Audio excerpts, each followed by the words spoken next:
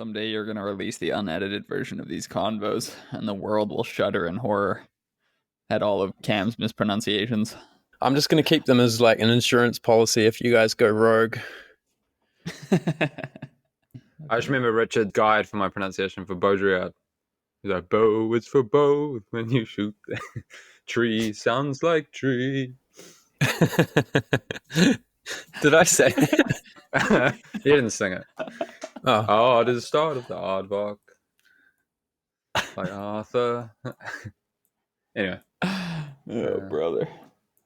So, no notes, Benny, eh? Doesn't sound like you. You guys have personal notes for this one? Oh, yeah. Always have a couple notes, mate, nearby. I read it this morning, to be honest with you. So it's fresh. It's fresh in the noggin. I don't need notes. Notes destroy my ability to craft my own narrative about what I thought this short story was about.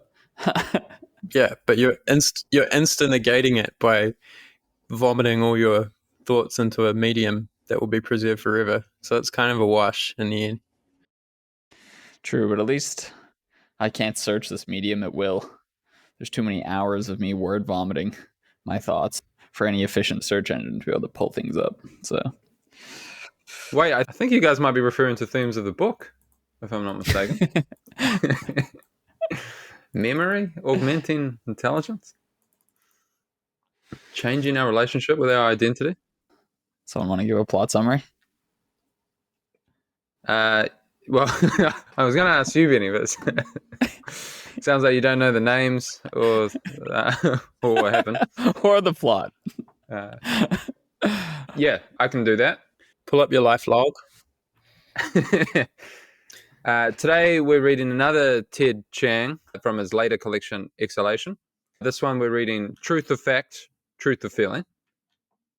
It's a short story that is about the near future, and there's this technology called Remem, and it allows you this instant access to all your memories because it's recording in every moment.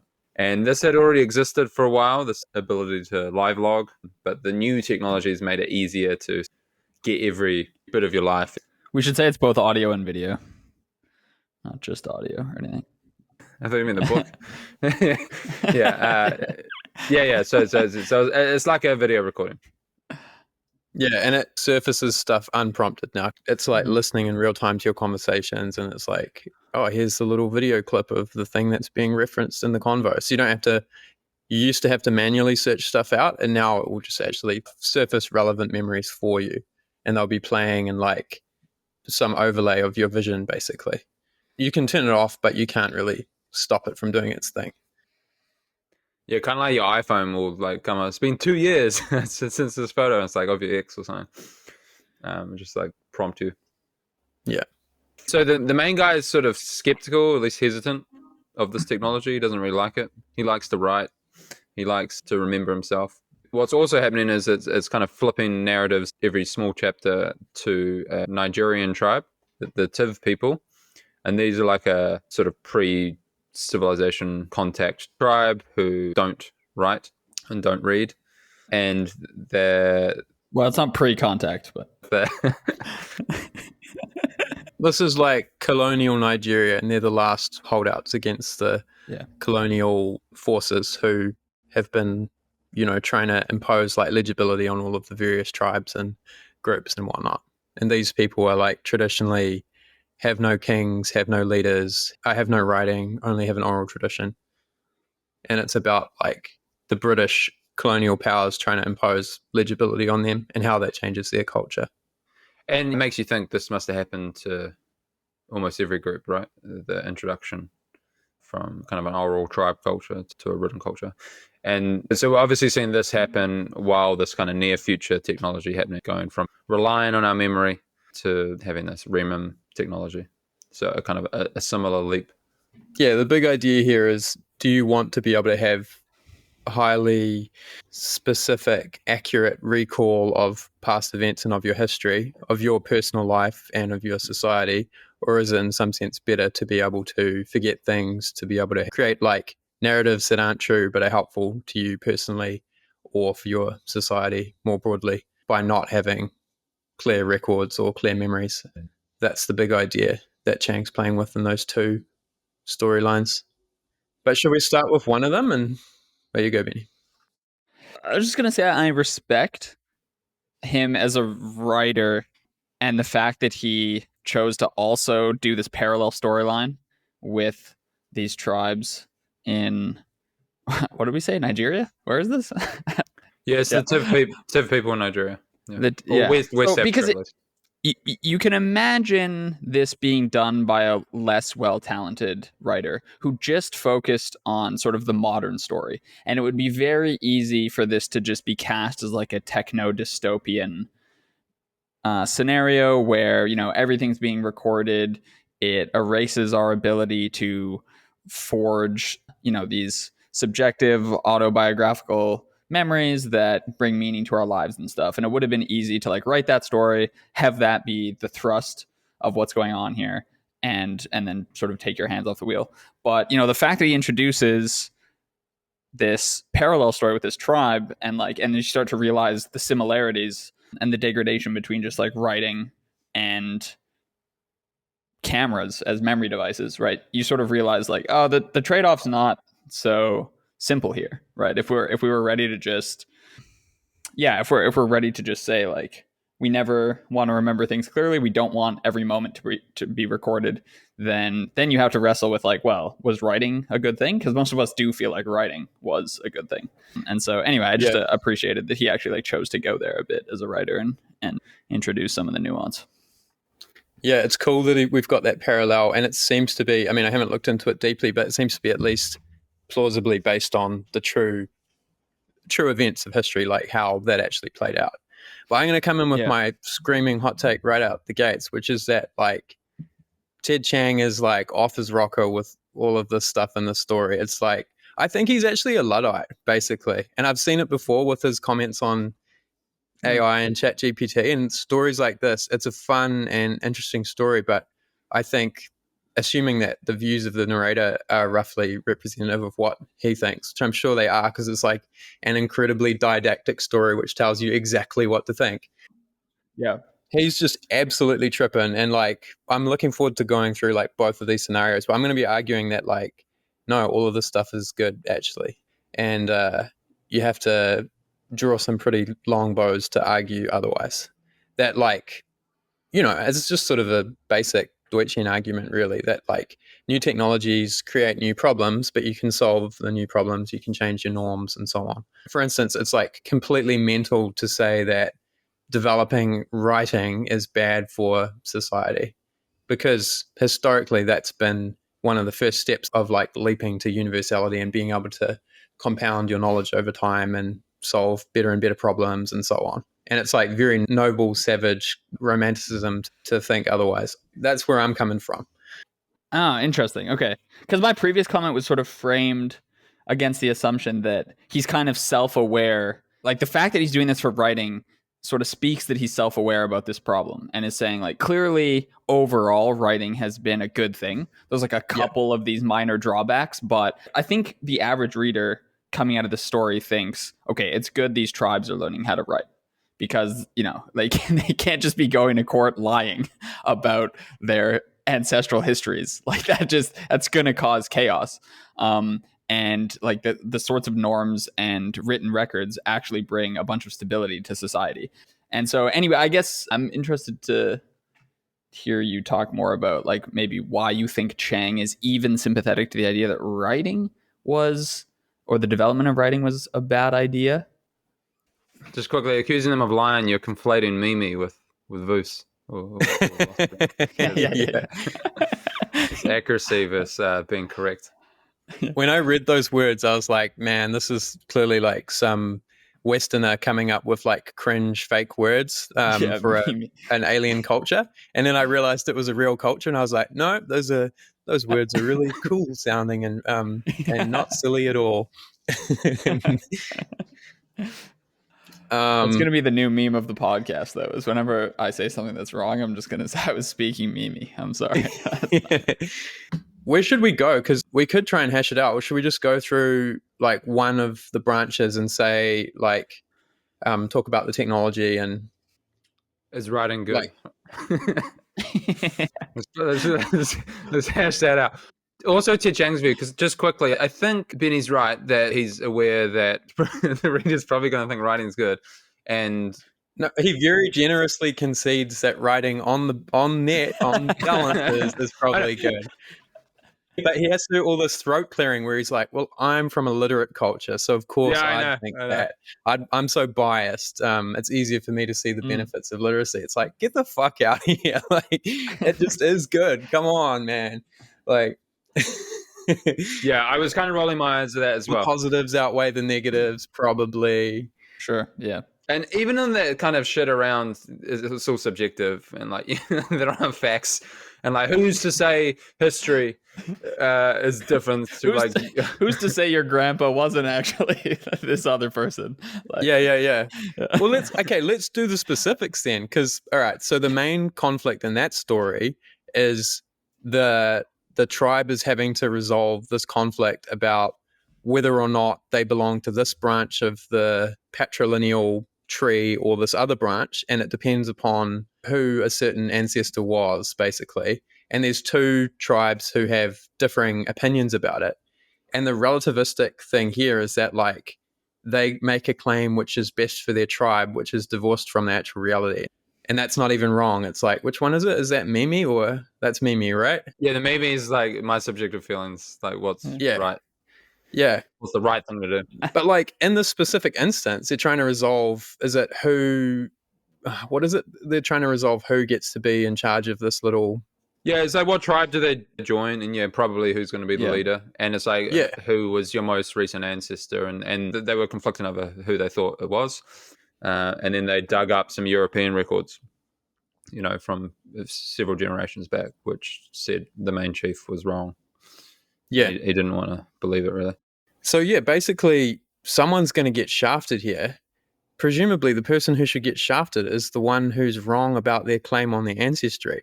And the same with all the other examples they give of, like, the tribal conflict resolution scheme, which is like, oh, you paid me this bride price at this time, and now my bride has left me, therefore you have to refund me. And they're arguing about what the sum was and stuff. And it's like... yeah, if they had records of that, that would just be better because it would lead to a more just outcome. You would actually know who paid what bride price at what time. Like you have contracts, you have contract law. More information is better than less. Otherwise, you just have like who's more persuasive at arguing or like what mood the arbitrator is in that day or whatever. It's just like, from my point of view, like just straightforwardly better that you could have some records, even imperfect records, is better than just vibe-based reinventing of history, which is the tough sell that he's making, is that like actually vibe-based reinvention of history is in some sense better. And I'm just like, no, it's not. It's not better. I agree with you that Chiang seems to be somewhat sympathetic to this idea of we can't necessarily say that like record keeping is like a better situation and like more fair in this specific instance. It's like it so obviously is. Like there's even a quote. I'll quote it. So anthropologists will tell you that oral cultures understand the past differently. For them, their histories don't need to be accurate so much as they need to validate the community's understanding of itself. So it wouldn't be correct to say their histories are unreliable. Their histories do what they need to do. And of course, like he does set up this analogy with the future technology, which we're going to get to as well. But there is this thing around what happens if this technology conflicts with like your personal memory and like what do you rely on in that situation. But yeah, it's certainly in legal situations you got to rely on the facts, right? There's a separate question of like maybe lying about things and like big psyops and stuff. Like maybe that's better for like group cohesion, like in our culture and their culture, and in a personal sense, maybe like self-deception is better for personal well-being. Like that's a separate argument, an interesting argument, and it's hard to know the answer to that in all cases. But I think for this branch, we should focus on the group cohesion argument, and then the individual cohesion is more relevant to the future scenario. But for this one, I think he maybe needed better examples because you're the guy who paid this bride price at this time. And you're like, I want my $12.73 back. And this other guy's saying, no, you only paid me $5. It's like, how is it going to be good for group cohesion that the tribal court is just like, oh, we'll meet in the middle, or no, it was only $5 or whatever. It's like, that guy's going to be mad, I would have thought, because he's like, I know what I paid. Surely, and maybe this is my own bias from living in this type of society, but I would have thought the way to reduce conflict amongst people in that scenario is to have the actual certainty. You can be like, you go through the due process, you find the record, and you're like, damn, it's written down, he's right, I'm wrong. And maybe you had a false memory of it, and you just have to accept it because you can realize that you were mistaken about something. Or you can not be taken advantage of by bad actors who are trying to take the piss by, literally rewriting history to benefit themselves, which is what we're talking about here. So we've got to come up with some examples of how it's good to rewrite history for the benefit of the collective. Well, I think there's this tension with this sort of thing because there's always going to be, many examples where it's just obviously good. Like, make sure you're correctly counting the grain and what's owed and all that, and legal disputes. It's just clearly helpful to have a accurate record that can hopefully be verified. I mean, there's a second question of whether or not this writing is inaccurate. At some point, the tribe sometimes questions that of it's just a piece of paper. How do we know it's right? But that, assuming it is, and you can rely on it. There's so many cases where it's good and beneficial.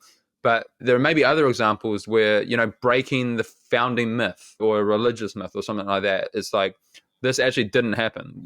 This founding myth didn't happen. There's no proof of it. And that may be a very important thing for this culture or religious group or something. Yeah.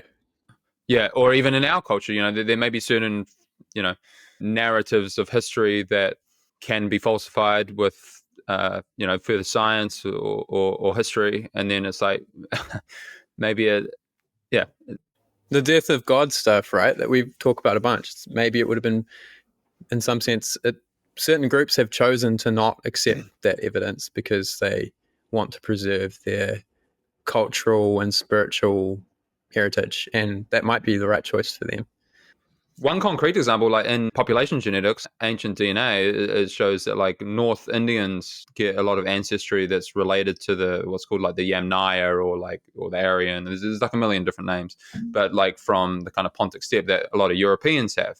And you have to now call it North Indian ancestry because there's a huge controversial thing within India of the idea that some of their peoples came from Europe. Essentially, it's essentially in my view, it's kind of denial. But even David Reich on Dwarkish podcast, he uses kind of euphemism of North Indian ancestry, and he's very aware of this controversy where it's European steppe ancestry that he's referring to. But it breaks this founding myth.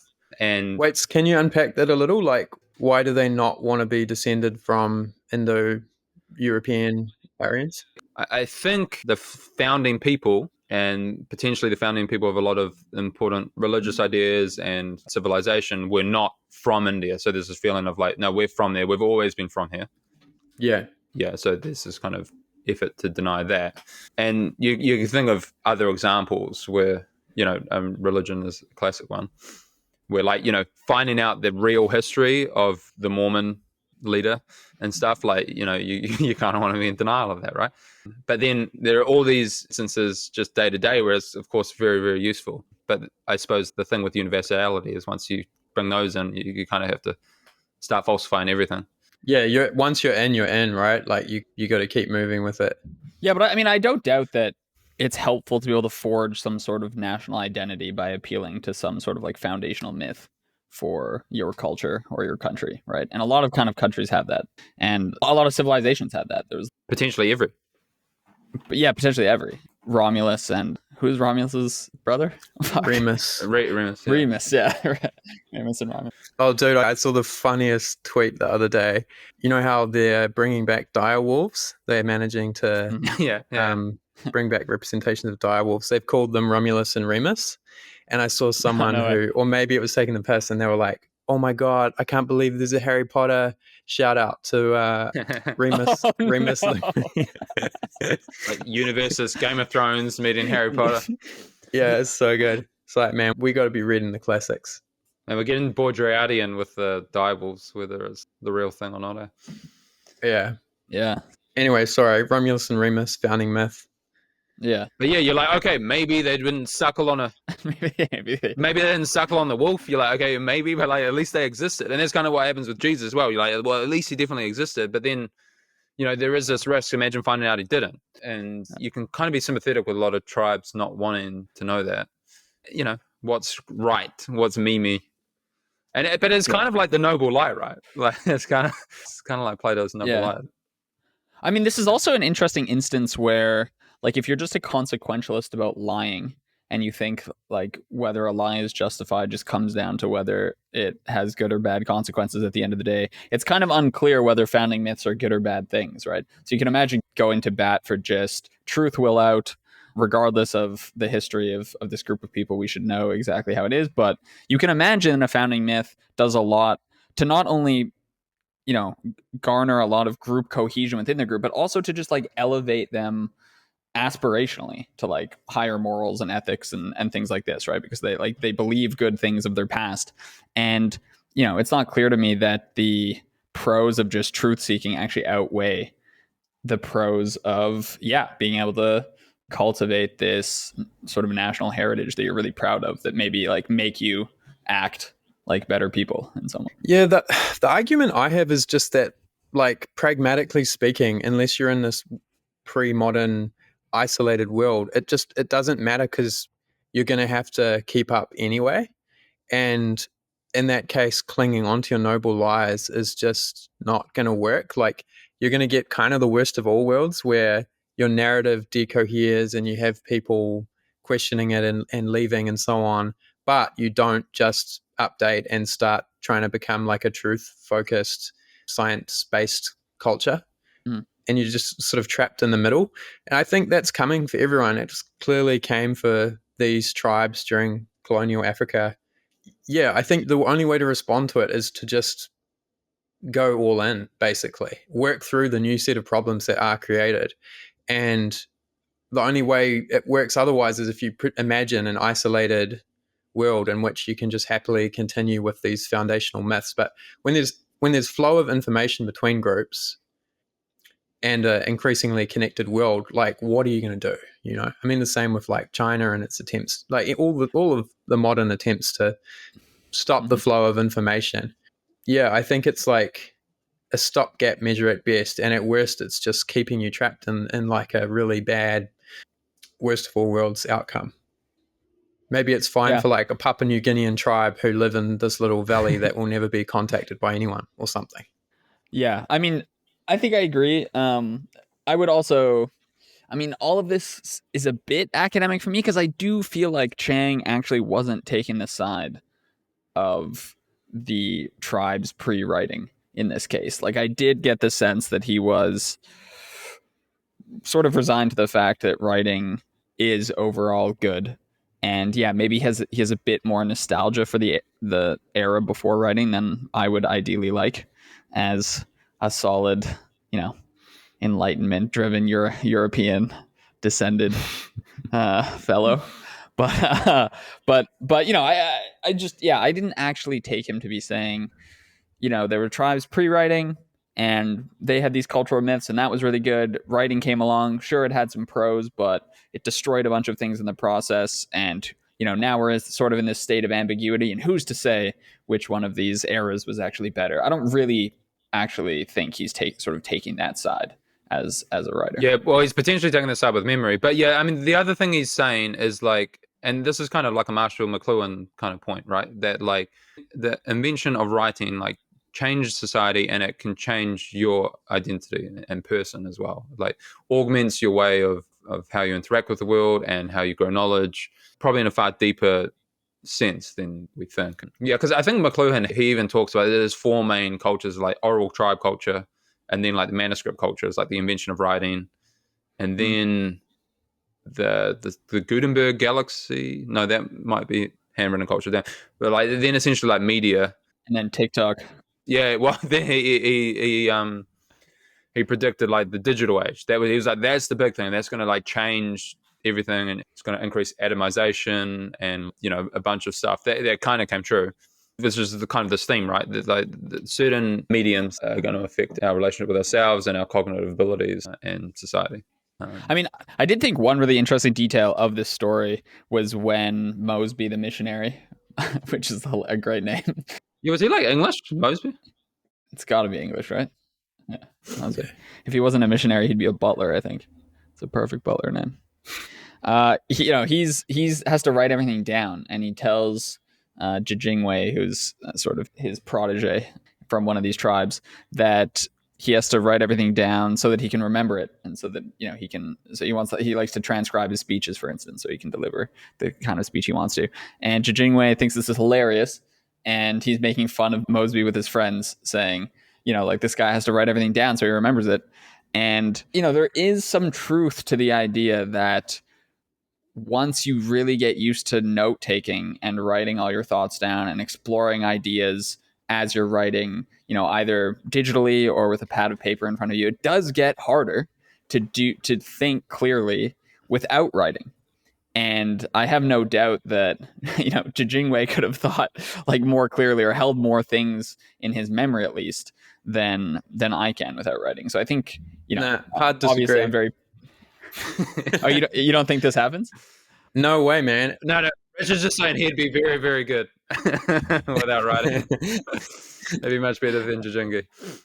No, I think this is the point of the cognitive cyborg thing of what Cam was saying about how the medium actually changes the way you are in the world, is that you're capable of having different thoughts when you have this technology, deeper thoughts, more abstract thoughts, more consistent thoughts.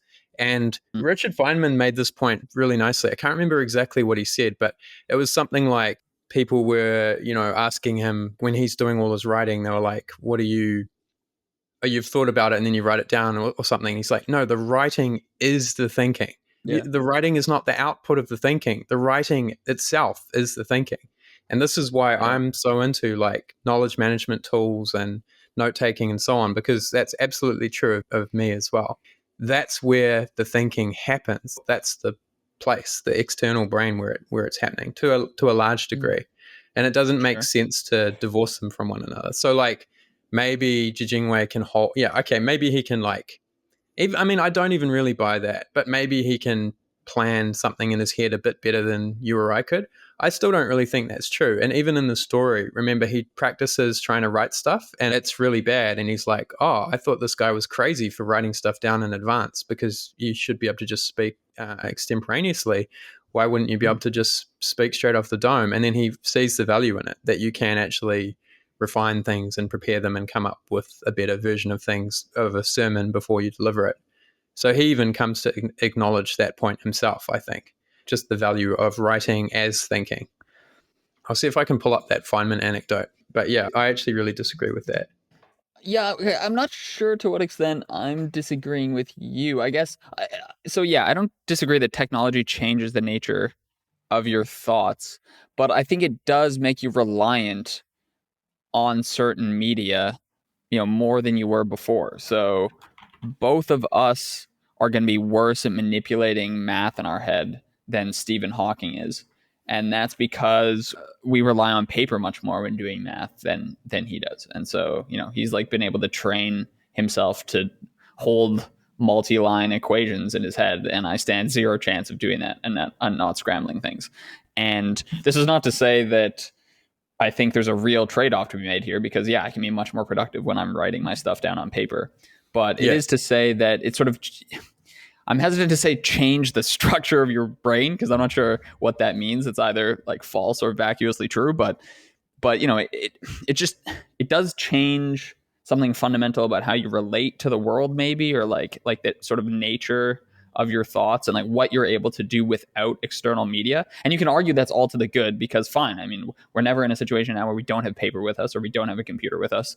And point taken. It's not as if I would choose to go back pre-paper, pre-computer, but it's hard for me to get research done except at like the most abstract level when I'm like walking around my neighborhood because I can't do detailed calculations in my head. You can think about like certain broad patterns and broad abstractions, but you can't like do the nitty gritty without a big pad of paper in front of you.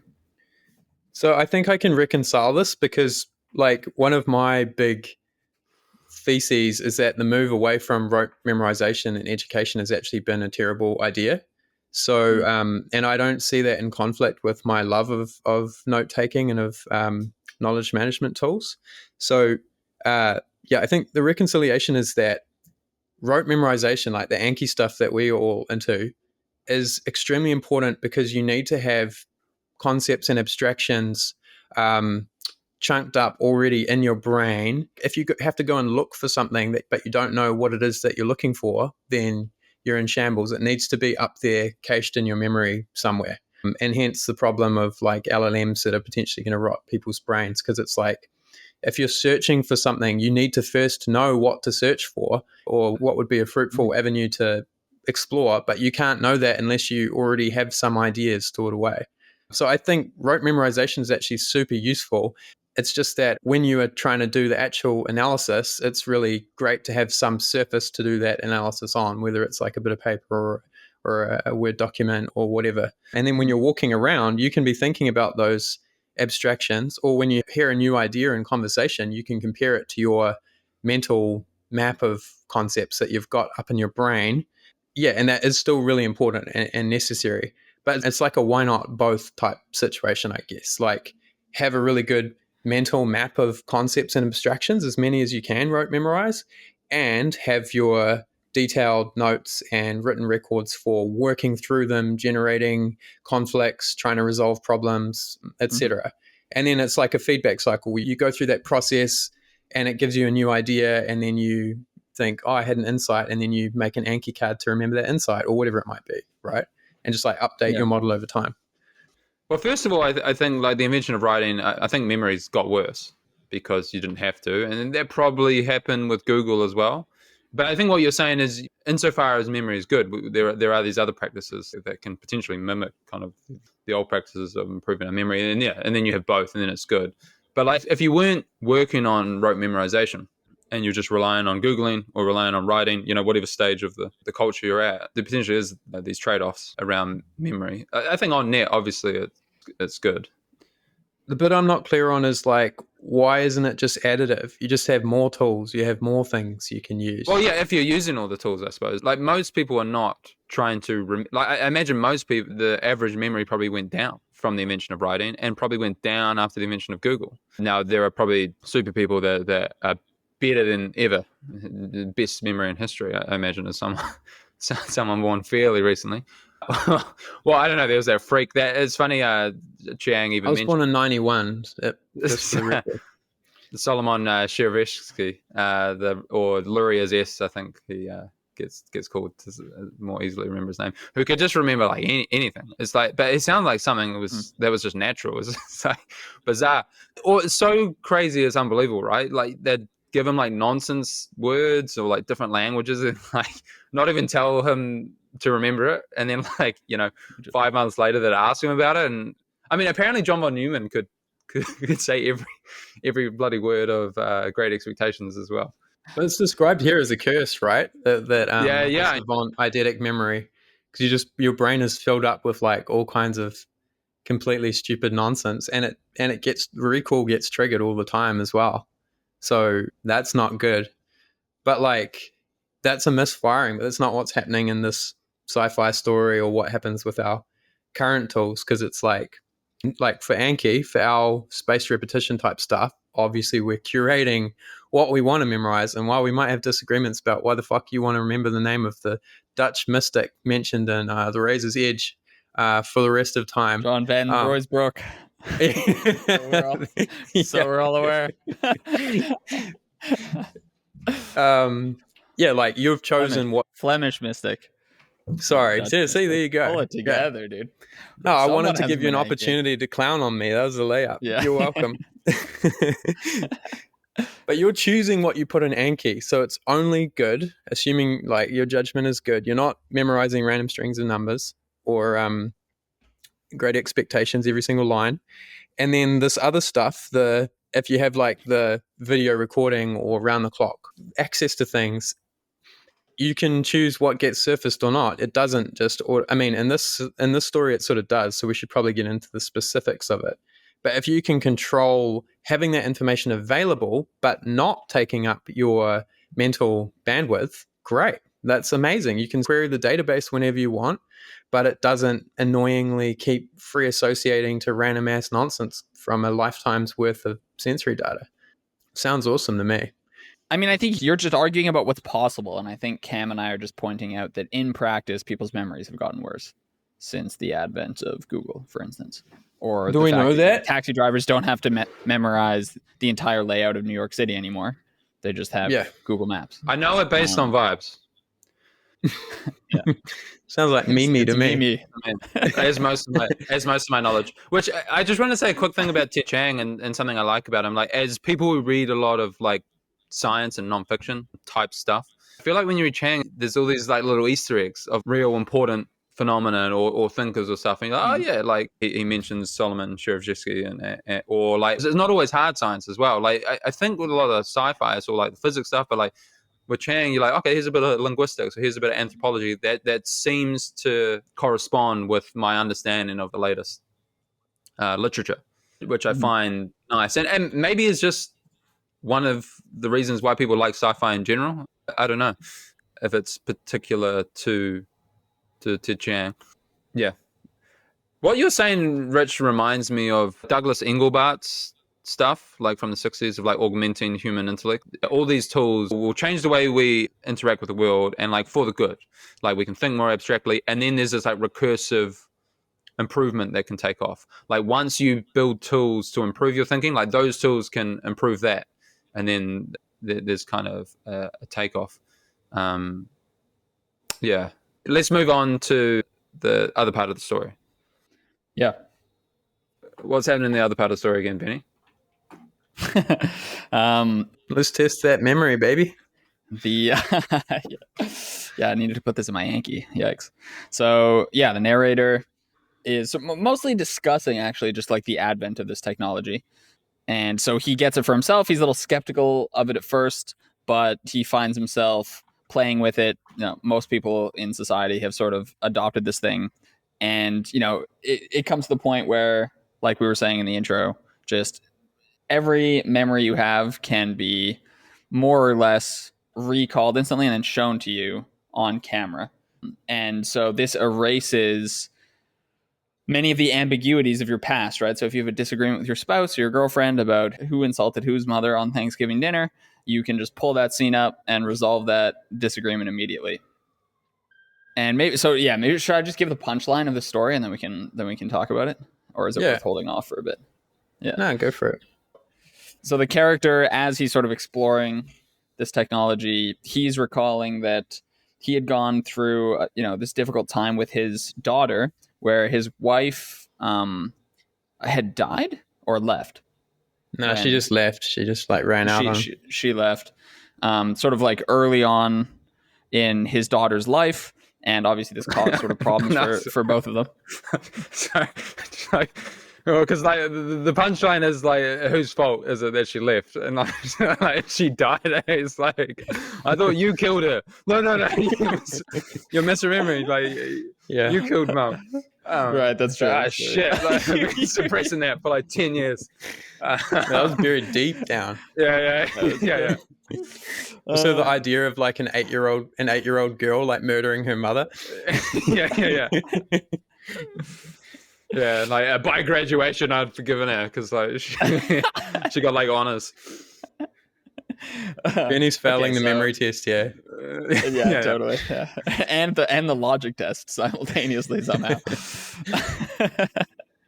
Okay, so as Cam alluded to, sort of the crux of the story is that the narrator, this whole time, he's weaving in this backstory about the difficult relationship that he had with his daughter, and his daughter really blamed him for the mother running away, and he had like worked really hard to like be a good father to her and to like repair their relationship and stuff. And in particular, his memory focuses on this one outburst that his daughter had at him where she said, you're the reason your mom left. And this really cut him very deeply. And he really worked hard on forgiving her, but eventually they repaired the relationship, etc. And she's like a grown woman now living on her own. And then using Remem, once he gets his hands on it, he goes back to revisit that scene and realizes that he was the one that actually yelled at his daughter, and he insinuated that his daughter was at fault for his wife leaving. And this sort of just obviously left him shocked because he had crafted this whole narrative arc of his life and his relationship with his daughter around the fact that he was sort of in the right and had to forgive his daughter. But in fact, he was the one who was being an absolute jackass in the moment.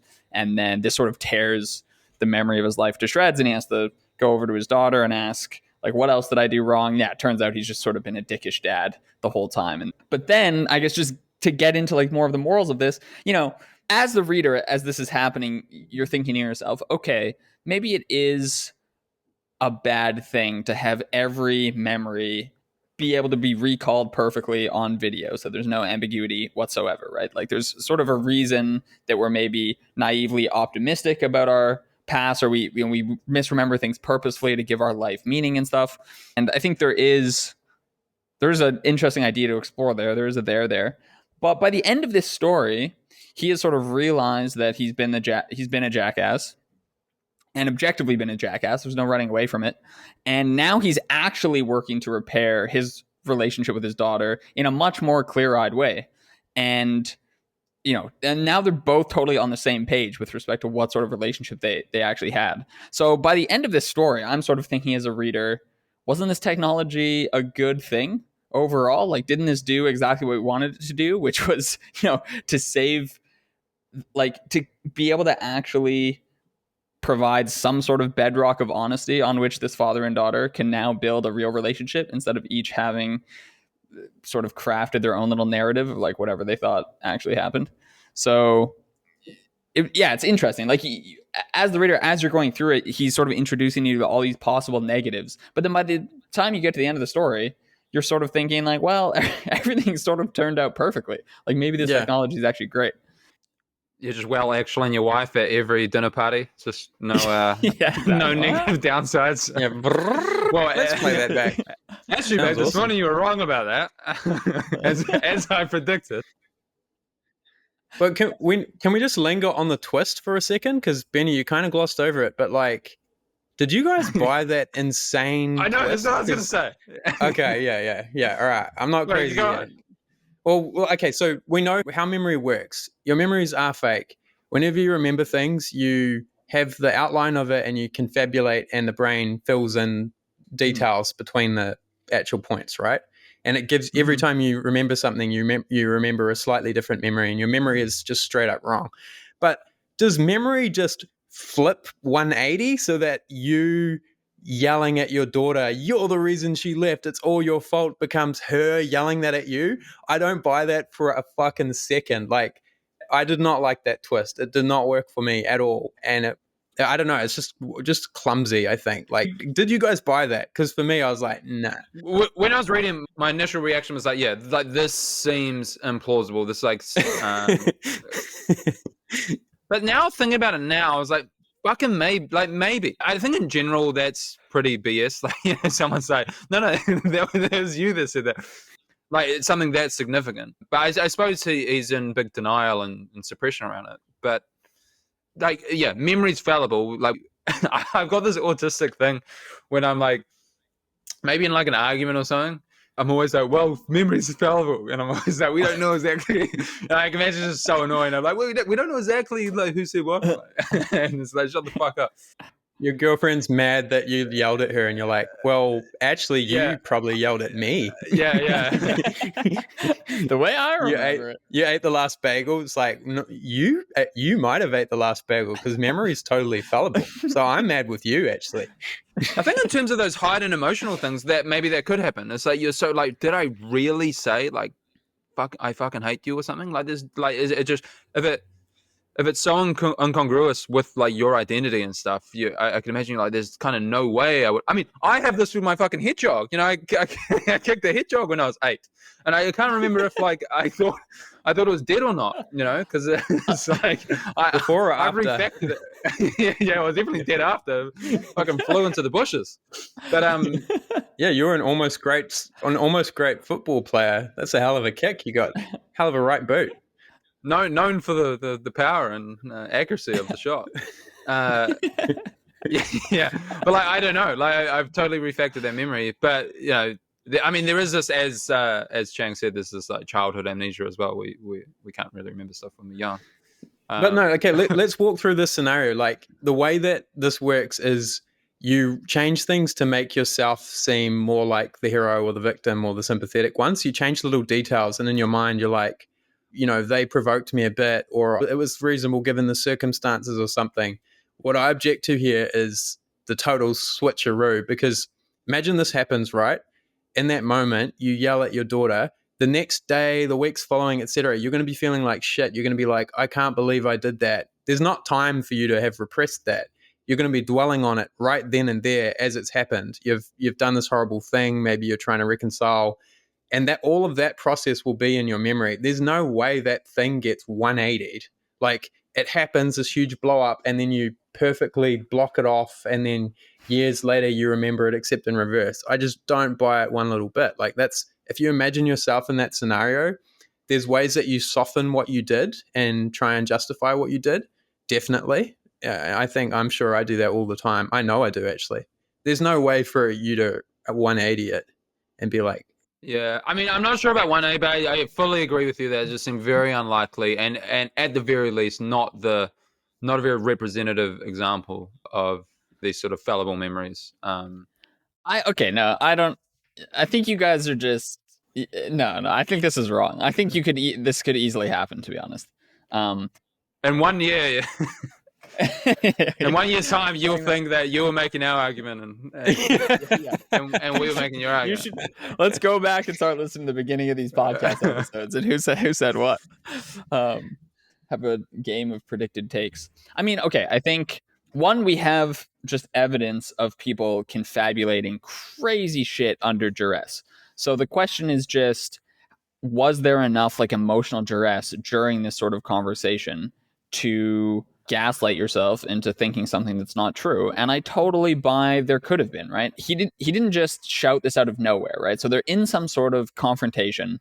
His wife had left him. They're both like probably emotionally traumatized to some extent, and I'm sure they're both saying mean things. Like they're in a yelling match with each other, and both of them surely are feeling really mad and already victimized by the other person. Like life's being unfair to them. Now this person's being an asshole to me. This is my only remaining family member. Like, why can't they understand me? All this stuff. So like there's all this stuff bubbling underneath. You're already feeling like life's sort of stacked against you. Then you shout this thing out. It's no surprise to me that just like your memory could and just like, you were feeling like a victim that whole time anyway. And then you flip the script on like who actually just said those particular words. Yeah, I'd easily buy it. That could happen. I didn't read it as saying that. I didn't read it as like we're trying to decide about one particular sentence within an overall dispute where both sides were really heated and flinging stuff around. I read it about like who was the aggressor, like in a very obvious way in that particular interaction. But I'd have to read the text again. The memory was about the sentence, right? Like it was about like who literally said. I don't think it was about one sentence within a giant argument. It was about like who did this horrible thing, basically.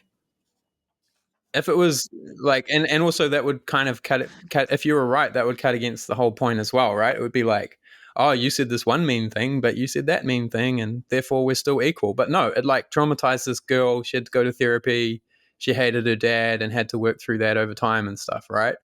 Yeah, the context wasn't given at the very least that everyone was being nasty on both sides, and like he happened to say like the really nasty kind of long-lasting impact thing that he thought. But like Benny's point's right as well. Like I can imagine like certain severely emotionally heightened scenarios where like everyone's like being angry and upset with each other, and you kind of totally forget, and people are sort of hinting at the same thing where you're projecting sometimes, and you think the other person is saying stuff to you. But yeah, I mean, I thought this example was not the best example of like to represent like memory's fallible, and this technology is going to show you that you've been wrong about this for 10 years. I mean, but have you guys never had disagreements with like your girlfriends about who said what or like who had what opinion about that restaurant or that movie or something like that? This has never happened to you? Well, I'm always saying memory's fallible, baby. Like, I don't know if I said that. Yeah, apparently this happens to Cam all the time, such that it's the go-to line to get himself out of trouble. Like, I'm just surprised you think this can't happen. I mean, like, that's just... No, it's not that it can't happen. It's like this scenario just seemed too extreme. What you're talking about, what you're talking about is so different to, like, imagine you punch some guy in the face but you remember it as he punched you in the face. Like, those flips don't happen. Whether or not you thought a movie was good or something, it's Cam said, it's like the magnitude of it. It's like just not viable. But if you make some offhand comment about something or whatever, like, of course you could misremember or what you thought about a movie. I don't know, the fight. Point in time. It's I could imagine misremembering like who threw the first punch in a fight. And I imagine the situation more like that. Han Solo. Yeah. I could have sworn Han Solo shot first. yeah. Fucking getting gaslit. Let's move on, I think. All right. You guys need to remember for the story, man. Jesus. yeah. We'll bring this back up in a year to see our views. And we've got a recording of it. So I think, Benny, you were touching on some other implications that I've forgotten now.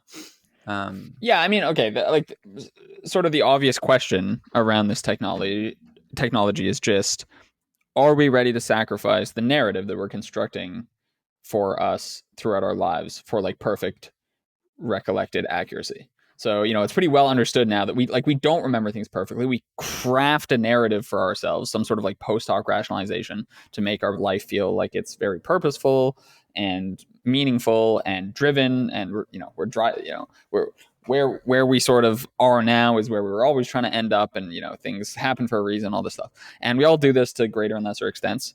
And this technology would erase our ability to do that in some way, because we wouldn't be able to sugarcoat the past. You'd always have like perfect recollection of exactly what happened, how you're feeling at the time, what the tone of the conversation was, if that picnic with your girlfriend was exactly as good and romantic as you remember it, or when you go back, do you actually remember, oh, like my stomach was actually hurting that day, and like actually we had like a bit of a fight in the car drive on the way over, and like I was feeling a bit anxious about that, or there was some other nagging issue that was bugging me in the background. All of that sort of stuff you'd now remember, and that's sort of normal details that you wash away in service of very much like a foundational myth for a country. You have a foundational myth sort of for yourself. And, that's the kind of the question he's driving at throughout this whole thing is like, is this perfect accuracy worth it to sort of replace that and shatter this sort of self-image that we have for ourselves? And, when I was reading this story, I got the sense that unlike for the writing, for this more modern technology, he was coming down on the side of we should not record everything, because having these narratives about ourselves, these constructed narratives about ourselves, is very important for our well-being and our sense as individuals. But then at the end of the story, you kind of come out feeling like maybe it was all worth it, because now, like I said earlier, like now they can actually know what happened and they can talk about it. And so, yeah, I think I sort of emerge on Rich's side here, where of course there are going to be downsides to remembering everything in crystal clear mode. But yeah, that is just another problem. We just solve that in another way. And it's usually good to just see things as more true rather than less true. Quick question: Does the narrator, does he keep using it going forward, or does he choose not to? He does keep using it going forward, and moreover, he makes all his data public, I think, so that other people can like look at his life story as well, which is an interesting choice. Where I'm the most uneasy about this is that, like, I'm totally sympathetic to these concerns, Benny. The way I'm thinking about it, it's like an option value, is that you've got the stuff, you can choose to review it or not as you think it will be helpful. Where I'm concerned about it is similar to my concerns around like therapy culture gone wrong sort of thing, where it's like, actually, I believe that a lot of stuff you should just try and forget about. If bad stuff happen, it's actually genuinely not good to relive it over and over and keep opening the wound. only in certain circumstances is that actually helpful. I happen to think, like for instance, if you're trying to do some exposure therapy to get rid of a phobia or something. But generally, it's better to not relive bad events from your life if you can help it. And one trap of therapy culture is you get almost like in a perpetual cycle of reopening a wound over and over again. And there's like that David Foster Wallace point around turning your attention constantly towards yourself and not away from yourself, and getting into that kind of loop of fixating on the past and so on. And so if you can relive traumatic events in like HD clarity, I think that's probably, I mean, I don't know, maybe that could be healing in some context or something, but I think that definitely could be bad. And I'm definitely like uneasy about that. Like, you know, like all that stuff about children or adults remembering childhood traumas that they'd suppressed. I'm pretty sure it's bullshit. Mostly it's bullshit. And it was just like a testament to the suggestibility of the mind. But even so, and I'm sure I'd be 99% sure that I never got abused when I was a kid or whatever. But I still choose not to think about it too carefully, just in case. Because it's like all downside and no upside. Like, I'm fine, and if anything happened to me, I don't need to know about it. I don't want to know about it. I'm better off not knowing about it. Same. That's what I say to myself every morning. Nothing happened. Nothing happened. I'm fine. But do you know what I mean? De-escalate it from that very difficult to talk about subject matter to like shameful things that you've done in the past or that someone that in your life has done. It's best to just not think about it. Whatever lesson you've learned, you've taken it. I can't really see any value in playing those horrible moments over and over. I honestly my mind just, I know those things are there, and my mind just sort of like skitters off of it to an angle, and I'm like, yeah, that's good. That's my natural psychological defense mechanisms doing what they should be doing. I do not want to see a HD video of that scene. Yeah, I agree. That's a risk.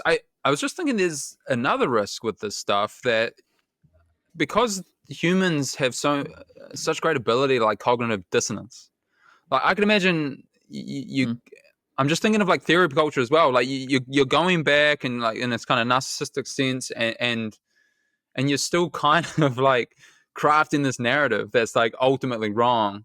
And focus on yourself. I could imagine we're so good at that, even with like a big video of our life, you can still craft this like slightly perverted narrative, or not perverted, that was using the Baudrillardian sense of perversion, of what's happening. And then you could, I'm just thinking now, like with AI and stuff, these tools are so powerful now that one, it's more easy to look at actual history and kind of debunk things, but in another sense, it's more powerful to create fake histories as well. I'm not sure if this REMIM technology potentially has that, but there is this risk with augmenting technology. Like insofar as like myth building is good, you actually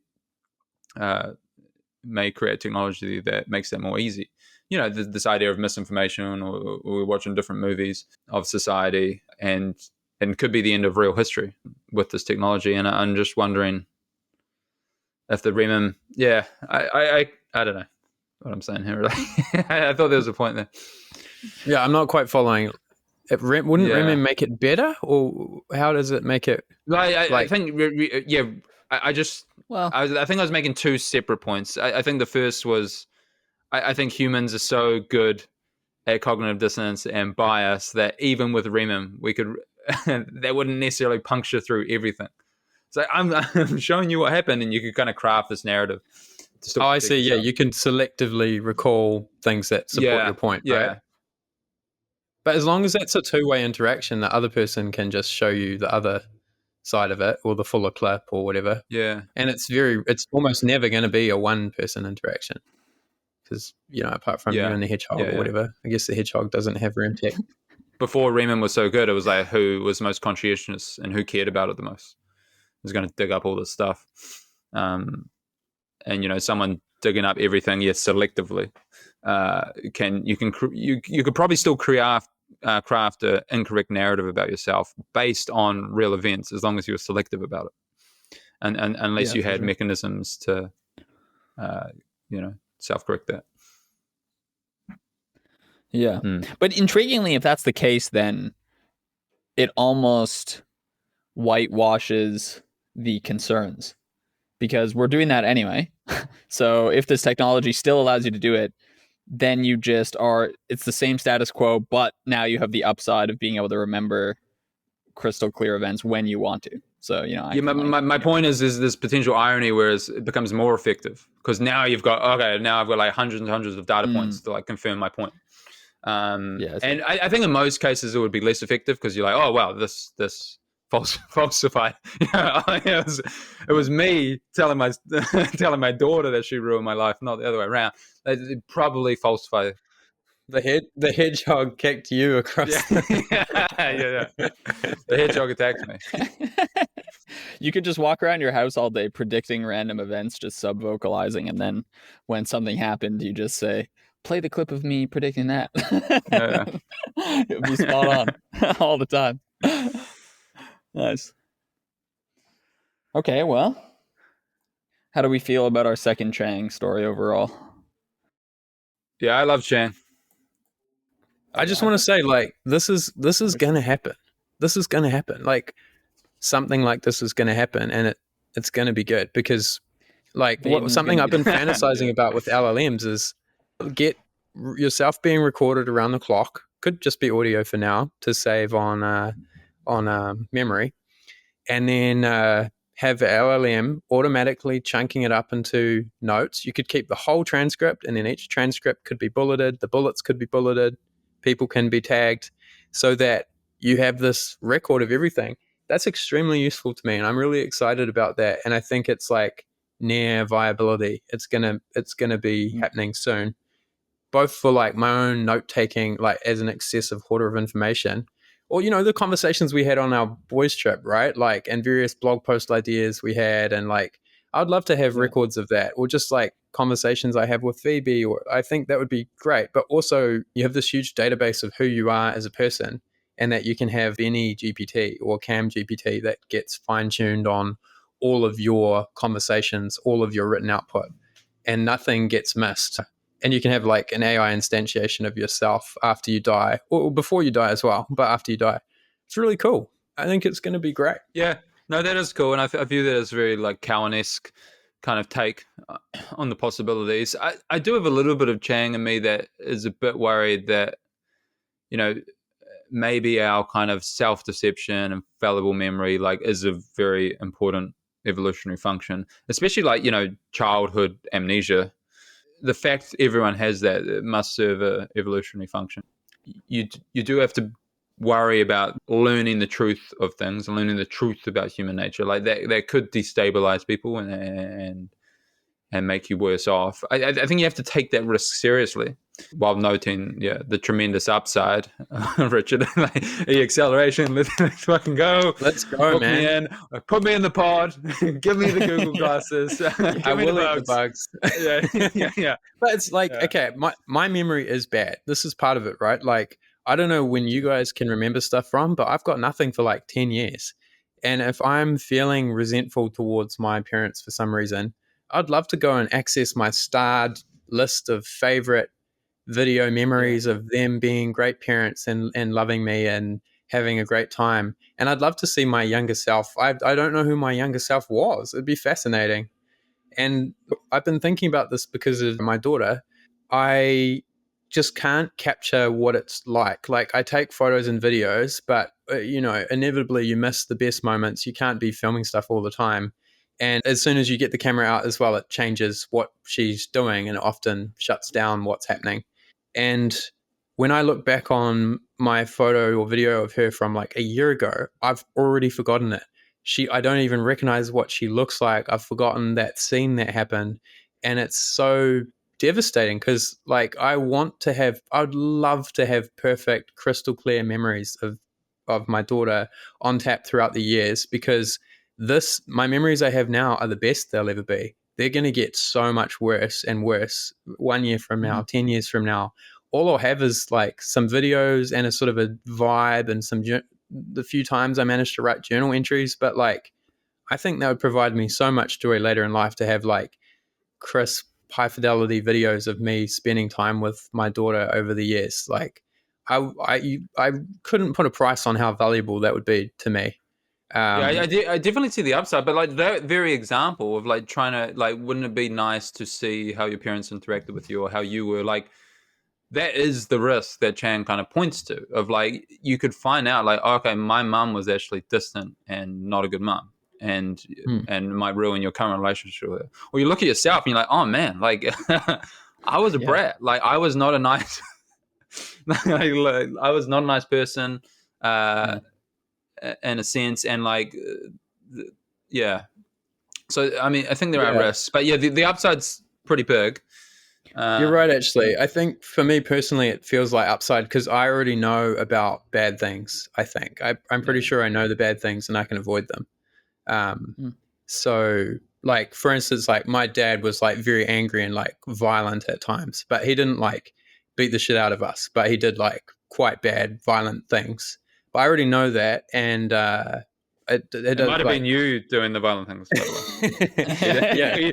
yeah. As Benny says, very, very, very likely and believably you as well.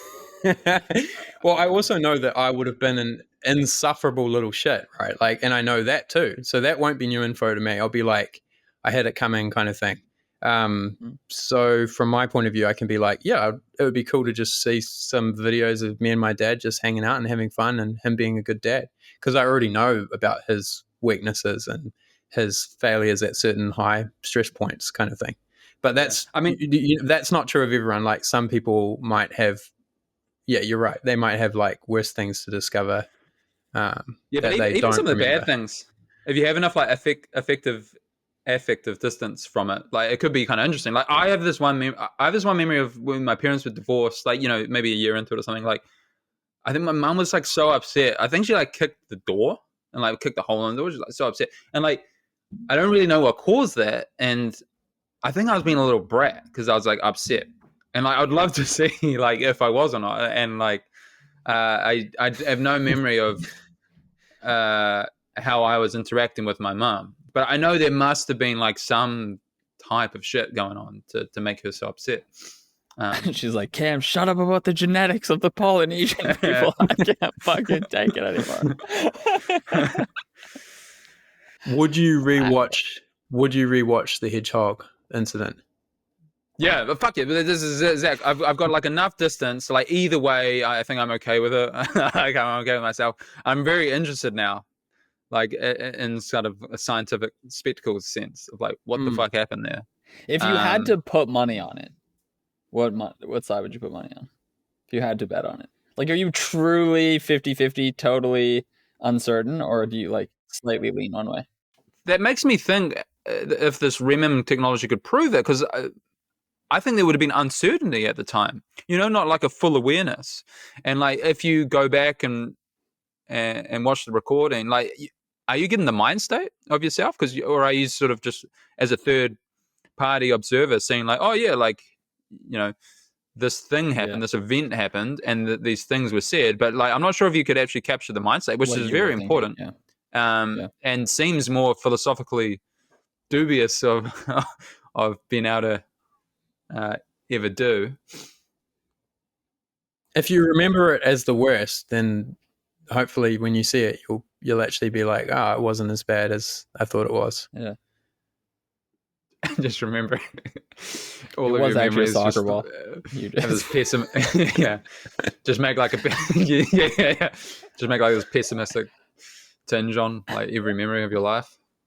Just constantly protect yourself of potential destabilization. True. Yeah. I'm a bad person. No one likes me. Yeah, that person was definitely being snarky with me and has an issue with my presence. So just in case that's true. Yeah. Okay, cool. Yeah, so Chiang, I mean, to answer your question before, I like Chiang. even though I've read the least of the three of us. I'm keen to just do a Chiang story every now and then. It's cool. Every week. Too much Chiang. Yeah, I love Chiang. Of course, I love Chiang. This is just like thought experiments, thinly dressed up in fictional guys. Yeah, totally. Yeah, I mean, it's great. I do think this one is like, this stuff is not literature, you know, like it's so didactic. The characters are so basic. The dialogue is not very good. Like it's sort of message fiction or whatever, but that's fine for what it is. Like I used to think that Chiang was the modern Borges, but I don't know, actually.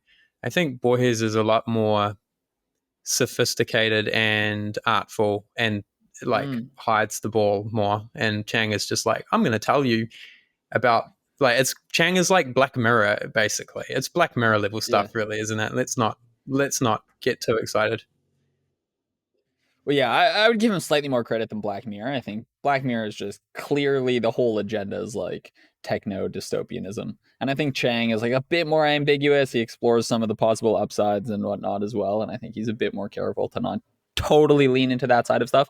I agree that even in interviews, like his temperament is sort of a bit, anti-capitalism, a bit like suspicious of new technology, etc. But I don't view him as pessimistic, or at least as predictably pessimistic as Black Mirror is, which I think, especially in later seasons, was like quite disappointing because it's just every episode is like, okay, ramp a fear up to 10 and run with it, and like it's kind of fun, but it's not hard. It's not.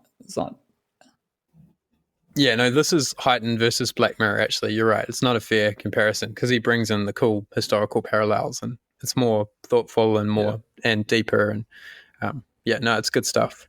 And he has lots of stories that aren't kind of doomery or Luddite. We just happen to choose this one. Yeah, I'm excited to do others. Like, I like some of his more fantastical ones in particular, like the Tower of Babel one and the was the Hell and Heaven one. We should do that at some point. Yeah. Hell is the absence of God.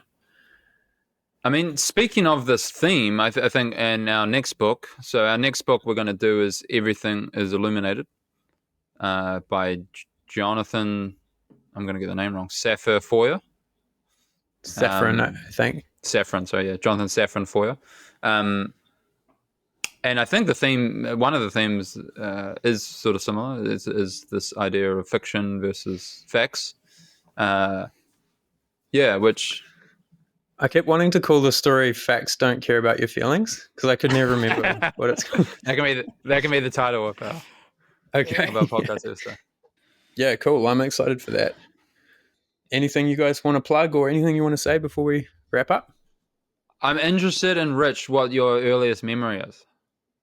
I don't even know, man. I don't have anything distinct. Like, people always talk about, like, I remember when I was 4 and my mother reading me this book or whatever. No, I mean, like, if I see a photo, I think that I remember stuff, but I don't think that's actually what's happening. But you've got no experiences that had no photos that you're like, I can slightly create the feeling. Okay, so I see why you're excited about the Dude, I'm filling up my brain with too many Anki cards, man. Yeah. Anyway. Yeah. Nice. Accelerationist. Let's fucking go. Well, you may not have high quality video with your daughter, but at least you have high quality video with us, which is perhaps not priceless, but certainly also the memories that matter. You could just become one of those TikTok mums, just like constantly videoing. You could. Oh yeah, I should do it more. I should do it more. Yeah, it's one of the cliche parenting things. Everyone's like, take more videos and photos than you think, and it's like, yeah, whatever, but it's true. Like, yeah. Anyway, I can't wait to re-listen to this one in 1 year from now and figure out how deluded and wrong you guys were.